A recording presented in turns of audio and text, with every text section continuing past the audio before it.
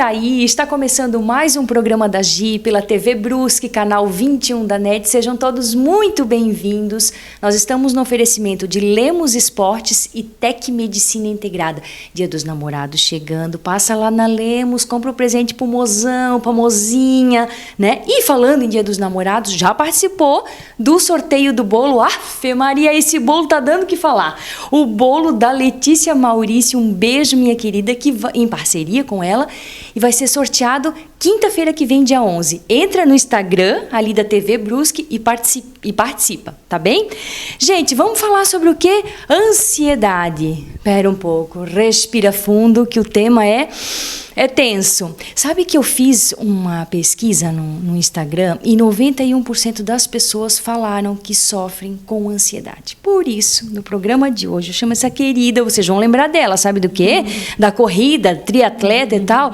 Vem pra cá, minha querida Grazi Tomasi, seja bem-vinda. Obrigada. Ela que é parapsicóloga, também trabalha com hipnose e constelação familiar e PNL. Ao longo do programa a gente vai aos pouquinhos pincelando tudo isso. Né, Grazi? Isso aí. Então, menina, vamos falar sobre ansiedade. Para você, minha amiga, meu amigo que está aí na sua casa, que está dando uns negócios estranhos. Faz o seguinte, pessoal, tá no Facebook, no YouTube, compartilha. Quem sabe tem aquele seu amigo ou sua amiga que está precisando escutar essa nossa mensagem. Porque, Grazi, como que a gente pode classificar assim, ó? Eu sou uma pessoa ansiosa, eu sofro de ansiedade. Quais são as atitudes que essa pessoa tem, toma, enfim? A ansiedade, ela é um sentimento comum a todos os seres humanos, né? Faz parte, é até um mecanismo de defesa nosso. A ansiedade, então, ela nos prepara para algo que é desconhecido, ela nos impulsiona para frente. Porém, quando ela está num modo exagerado, ela começa a trazer prejuízos para a gente. Como que a gente poderia perceber, né? Quando ela começa a atrapalhar o seu dia a dia, por exemplo, eu não estou mais dormindo bem, eu tenho preocupações constantes, não são preocupações que cessam, são preocupações que ficam rodando. Isso é próprio da ansiedade generalizada. A pessoa se preocupa com tudo o tempo todo. Aí são vários os transtornos de ansiedade. Tem fobias, tem ansiedade generalizada, tem o TOC, que é o transtorno obsessivo compulsivo, certo. Tem a síndrome do pânico. Então, a partir do momento que isso começa a trazer prejuízos para a pessoa e ela começa a sentir que isso começa a incomodar, eu acho que é um sinal de alerta para a pessoa buscar ajuda. Buscar ajuda. Na verdade, assim, a ansiedade, essa coisa generalizada, que a ansiedade é por ser uma coisa boa, né? Eu tenho uma atividade, às vezes a gente não dorme, né? Mas assim, tá ansioso para aquilo. Agora, quando é o tempo todo, isso chega a um ponto que ele vai paralisar. Sim, e ele vai causando um desgaste no corpo, né? A pessoa começa a ter muitas dores no corpo, começa a dormir muito mal, às vezes tem pesadelo, começa a ter problema de gastrite, distúrbios gastrointestinais. Então, são vários sintomas que acompanham. Que são os sintomas da pessoa ansiosa, né? Aquela pessoa realmente inquieta, né? E como o que seria parapsicologia, gente? Eu pensei assim, ela trabalha com parapsicologia, hipnose, eu disse, tá, então vamos fazer uma hipnose comigo. Ela disse, não, que não é simples assim.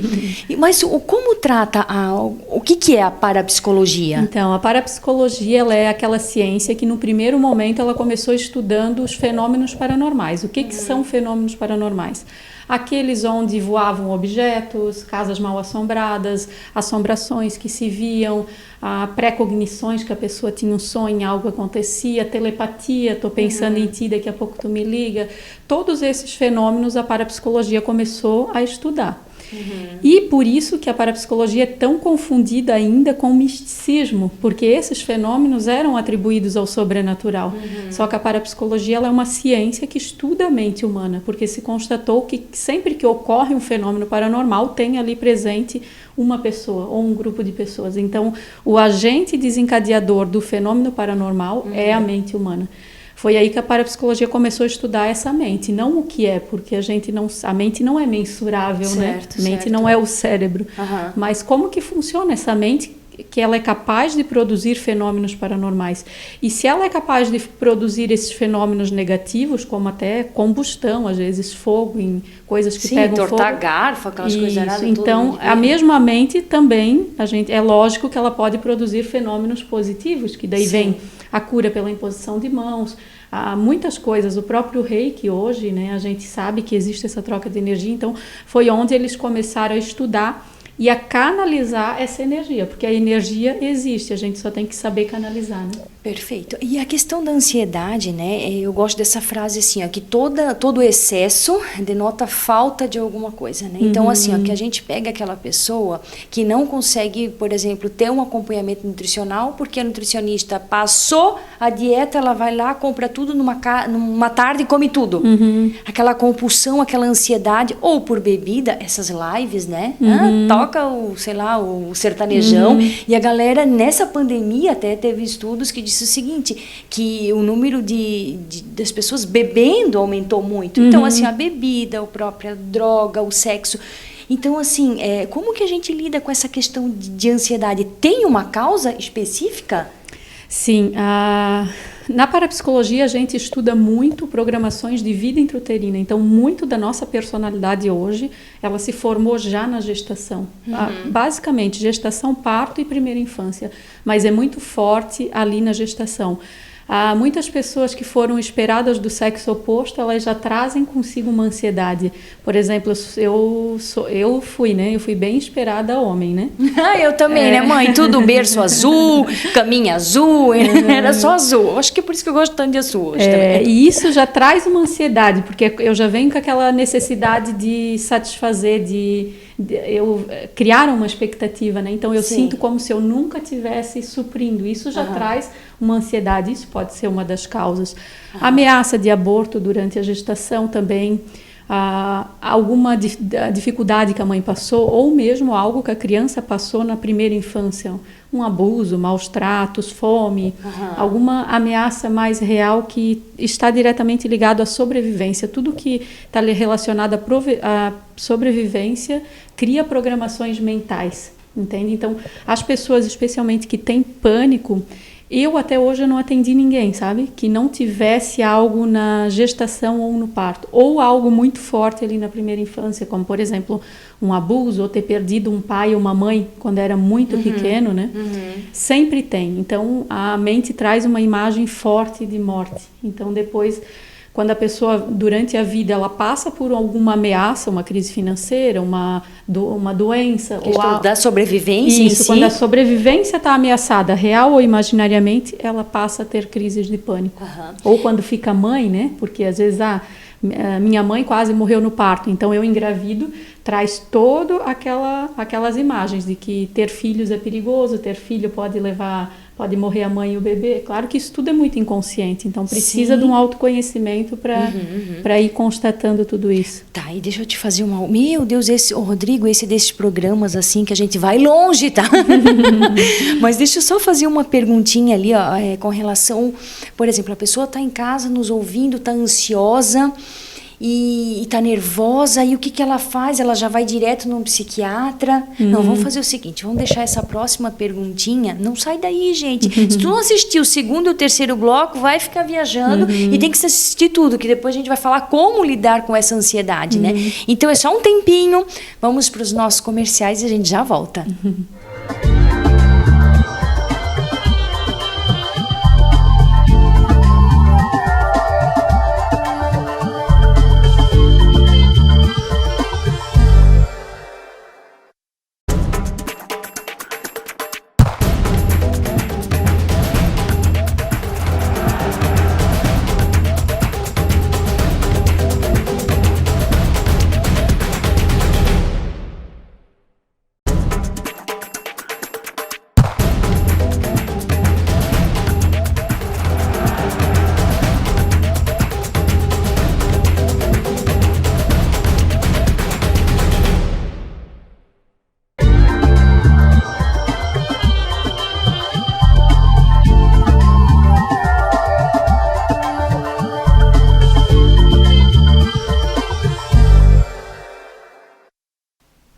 Estamos de volta hoje, então, aqui com a parapsicóloga Grazi Tomás, e a pergunta que ficou no primeiro bloco foi a seguinte, com relação, assim, eu estou ansioso, estou em casa, estou nervoso, estou comendo, eu estou nervosa, o que eu devo fazer? Como é que fica essa interação, assim, ó, entre o psiquiatra, né? Porque a gente sabe que se só a medicação adiantasse, ou se só a terapia adiantasse, como funciona esse conjunto todo? Então, hoje é bem legal que vários psiquiatras estão aderindo a isso. Eles mandam a pessoa para terapia, porque eles sabem que o remédio não muda a personalidade. Então, o remédio ele vai até um certo ponto e a terapia também vai até um certo ponto. A gente tem muito preconceito com remédios. Por causa da desinformação. Eu tenho uma formação também, que é uma pós-graduação em counseling, que é da área da psicologia, e ali a gente teve uma aula também sobre medicação. Então, ninguém tem vergonha de ir no médico e dizer assim, vou tratar minha pressão alta. Certo. Mas de dizer, eu estou indo no psiquiatra para tomar meu remédio dos nervos, todo mundo tem vergonha. Porque ninguém entende, até porque o que acontece aqui no cérebro, essa química cerebral, não aparece num exame assim como uma diabetes, algo aparece, mas também existe desequilíbrios químicos no cérebro, que na parapsicologia a gente vai entender que o quê? As nossas questões emocionais não resolvidas são que provocam esse desequilíbrio. Então, a gente trabalha todas essas questões emocionais. Muito da terapia parece pai e mãe, sabe? Eu a gente sempre, tá muito... né? Todo mundo um dia vai ter que se curar de pai e mãe. Até brinco com a minha filha, um dia minha filha também vai. Até porque a gente, hoje, com os nossos filhos, a gente tenta fazer o nosso melhor. E assim, a gente pensa que os nossos pais fizeram pra gente o melhor deles. Sim. E às vezes a gente vai tratando um pouquinho ali, um pouquinho lá. Claro. A gente tá sempre fazendo o melhor, mas ainda assim a gente pode estar errando, né? Com certeza. Então, é o seguinte, o psiquiatra ele vai trabalhar a parte química. O psiquiatra não vai ficar escutando a pessoa, trabalhar a personalidade, trabalhar crenças. E no consultório vai se trabalhar essa questão das crenças, posturas, às vezes, que eu tenho diante da vida. A constelação familiar, eu gosto muito, eu aplico isso muito no consultório, porque ela é muito mais que uma abordagem terapêutica, ela é uma filosofia de vida. Então, quando a gente consegue pautar a nossa vida também por esse olhar, muita coisa muda. E muita gente não vai precisar do remédio. E vai ter pessoas que existem algo crônico. Como que, vamos botar um exemplo, uma pessoa diabética. Algumas só com exercício físico e dieta, elas normalizam. Outras vão fazer exercício físico, dieta e medicação.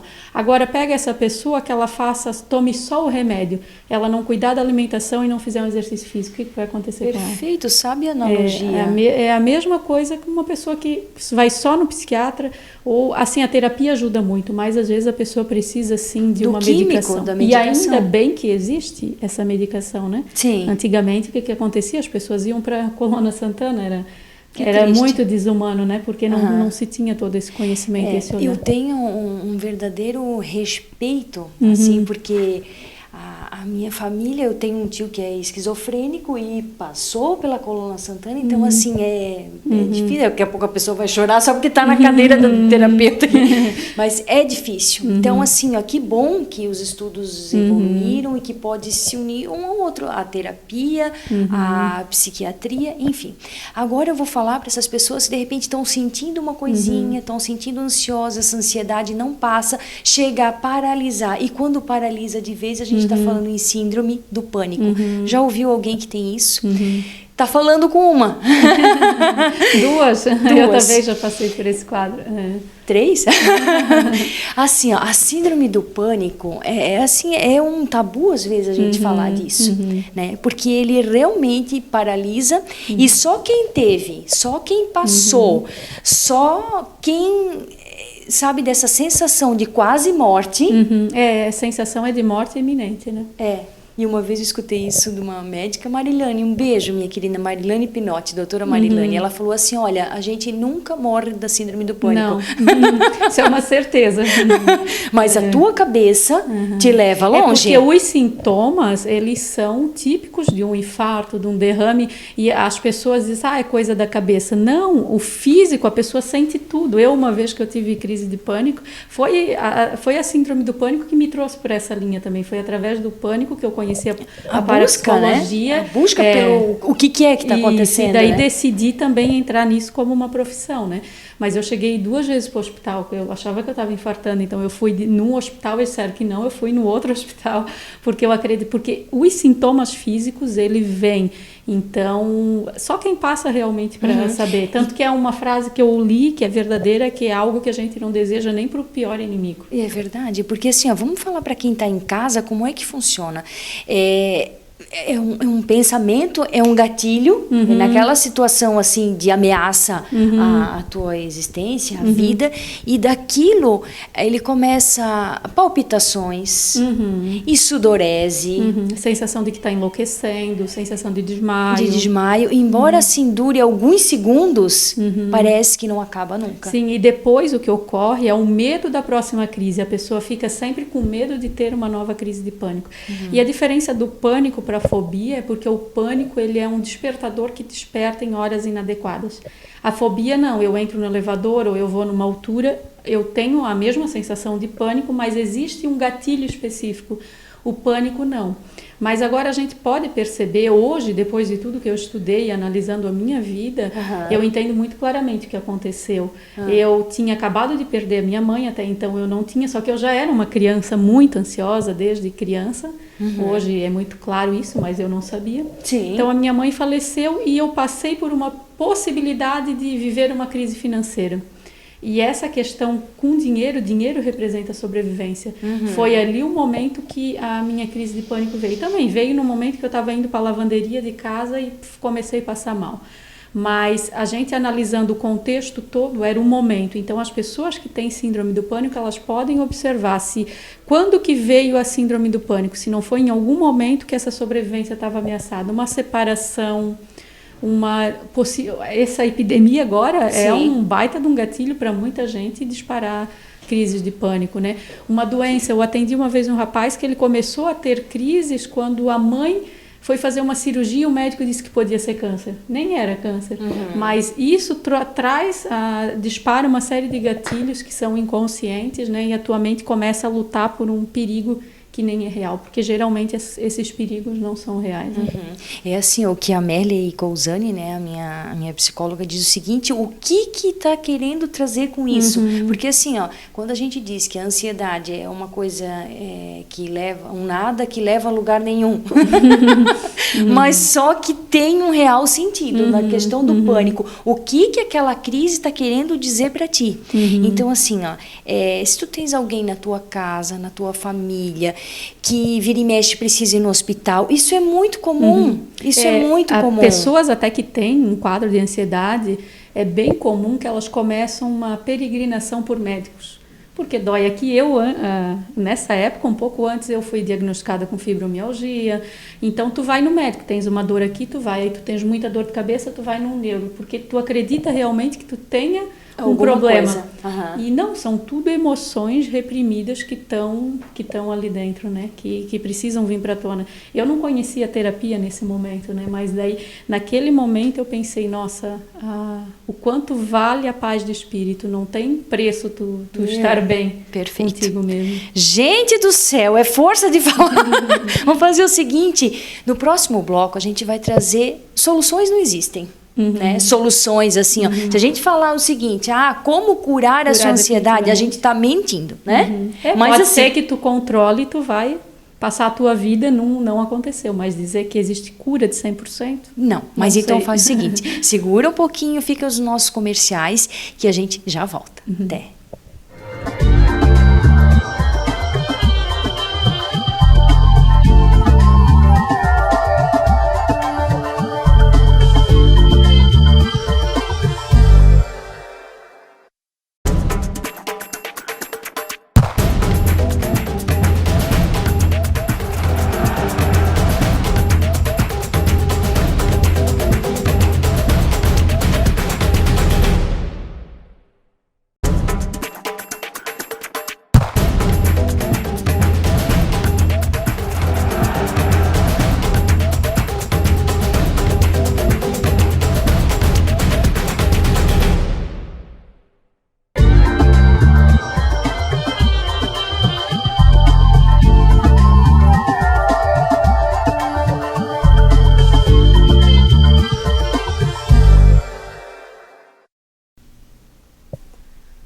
estamos de volta. Gente, antes de continuar aqui e finalizar o nosso programa, deixa eu falar da campanha da Laurinha. Você já ouviu falar? A Laurinha é uma menina que tem AMI, a atrofia muscular espinhal.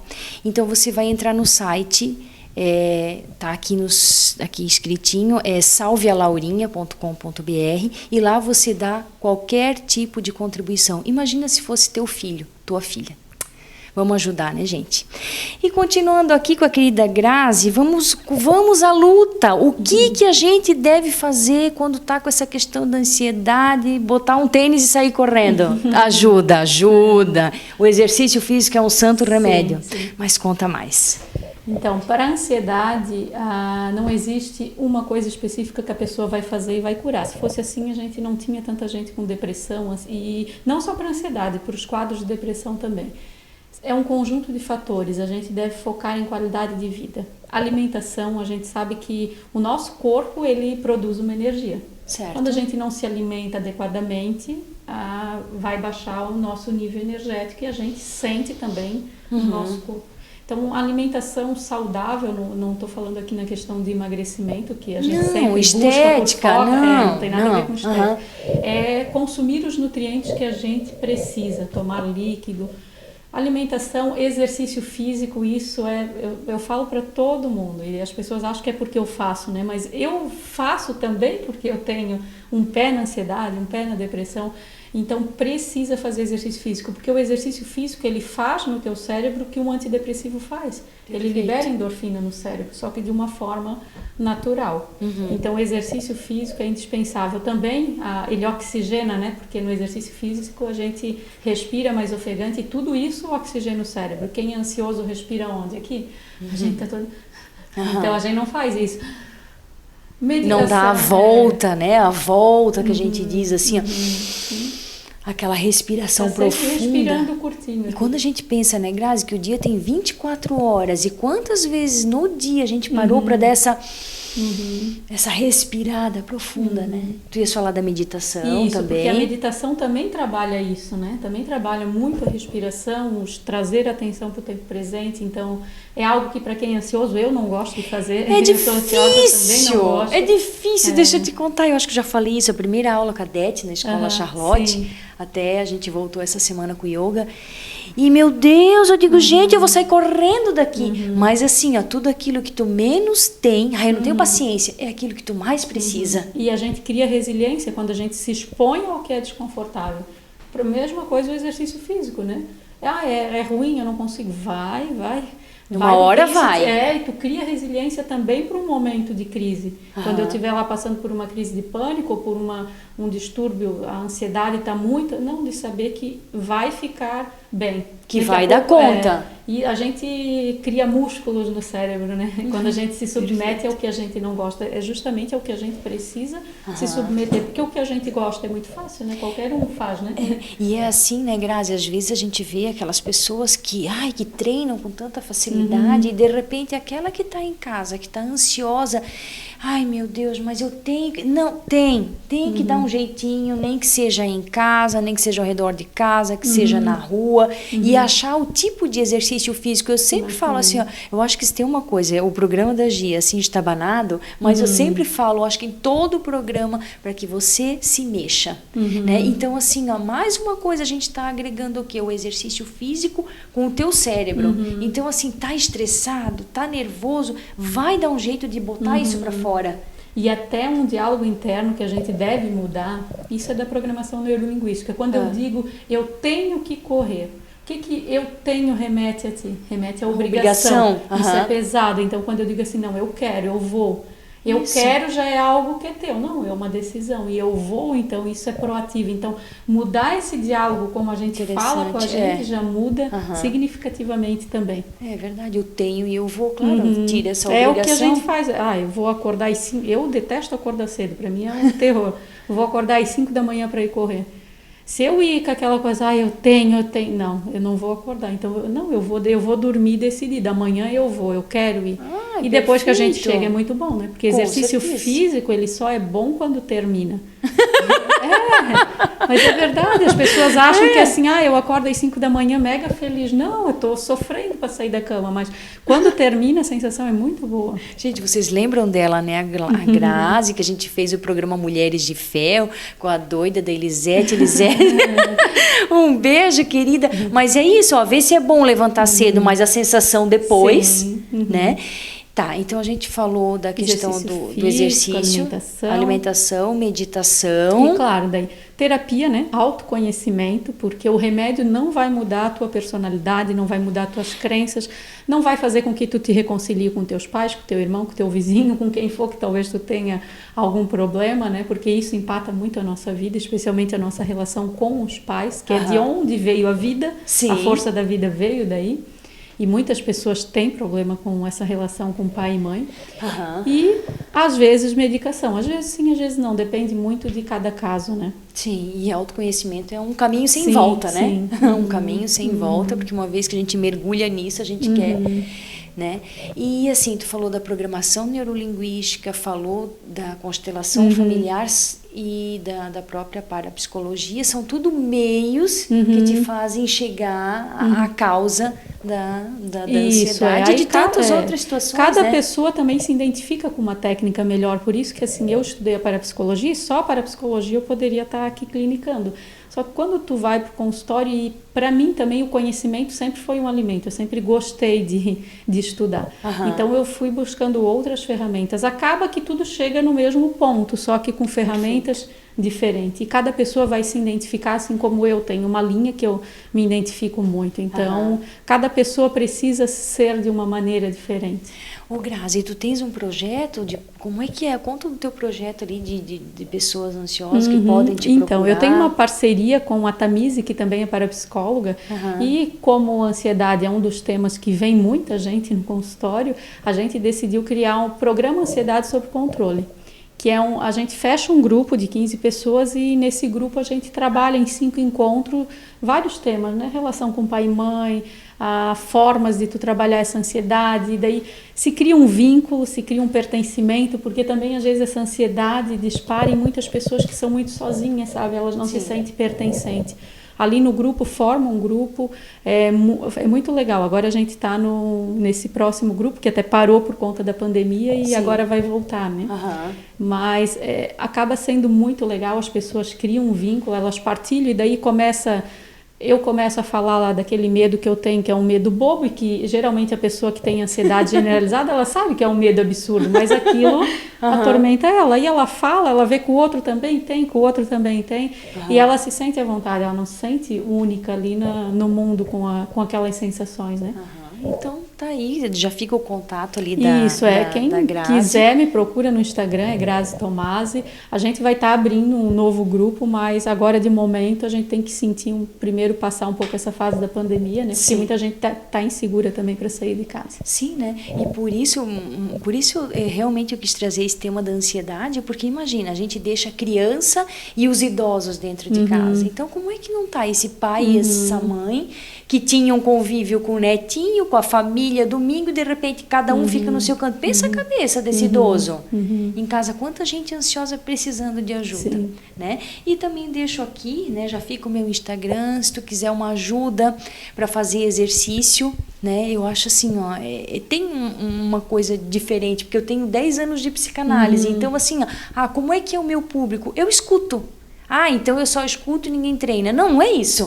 É que é uma escuta diferenciada para aquela pessoa que quer... Porque eu já atendi pessoas que tinham medo de ir para esteira porque subia a frequência cardíaca e tinha medo de morrer. Eu já vi pessoas que ganhou uma crise de pânico, começou a correr, olhou para o relógio, a frequência cardíaca estava lá em cima, ganhou uma crise de pânico. É horrível. Então, assim, tem que ter uma escuta diferenciada, devagarinho, vai ficar tudo bem, porque fica tudo bem. Sim. É isso? Meu Deus, falamos pouco, falamos muito. Podia deixar horas aqui falando, né? Tem muito assunto. Tem muita coisa, mas eu quero te agradecer, Grazi, pelas tuas palavras, por ter aberto teu coração, ter falado da tua questão do pânico e da depressão, que quando a gente se expõe assim, eu acredito que quando é de coração assim, a gente vai ajudar quem está do outro lado da telinha. Com Tá certeza. bem? Um cotovelinho, muito obrigada. Quer falar mais alguma coisa para fechar? Quero agradecer também a oportunidade e dizer pro pessoal que quer me seguir ali no Instagram, eu também faço grupos terapêuticos. Também vai estar em breve divulgando os novos grupos que vão ter. É só me acompanhar lá no Instagram. Beleza, eu acho que eu falei tudo, ou até falei demais, não sei.